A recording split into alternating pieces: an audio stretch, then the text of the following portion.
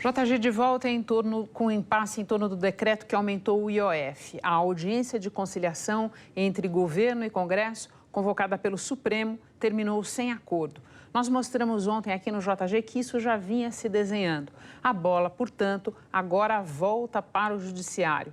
Ao vivo de Brasília, é a Heloísa Torres quem comparece para explicar os próximos passos. Boa noite, Elo.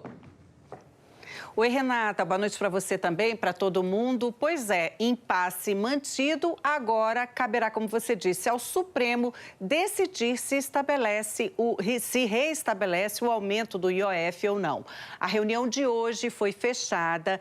Câmara, Senado e governo mandaram representantes. Ninguém propôs alternativa. Aí, no final da reunião, o Supremo divulgou uma ata informando que os presentes disseram que, apesar da importância do diálogo, preferiram aguardar a decisão judicial. Bem, e eu lembro aqui, em maio, o governo aumentou por decreto as alíquotas do IOF. Aí o Congresso derrubou a medida com decreto legislativo e o caso foi parar no Supremo. Hoje, o ministro da Fazenda, Fernando Haddad, admitiu que a tributação de IOF no chamado risco sacado é polêmica.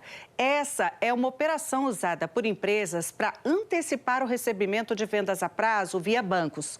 Mas, segundo o ministro, isso é só 10% do decreto. 90% do decreto é incontroverso, do ponto de vista jurídico, no meu entendimento. Mas, de novo, não pode me antecipar uma decisão que não é minha. Se fosse, era 100%. Eu entendo que, pelas discussões que nós fizemos sobre o que é controverso, o que é incontroverso, nós vamos chegar numa boa solução. Bom, o ministro Haddad também disse que espera uma resposta rápida do Supremo. Até lá, o decreto continua suspenso. E o governo insiste que precisa dos 12 bilhões de reais que viriam do IOF para fechar as contas desse ano. Renata? Obrigada, Elo. Bom descanso para você.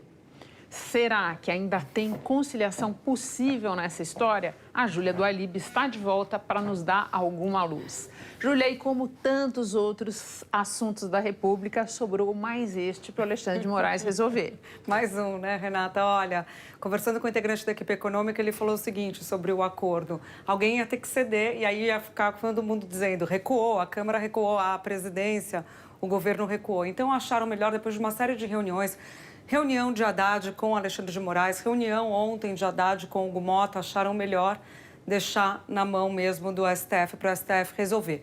Qual que é a aposta do governo e da Câmara?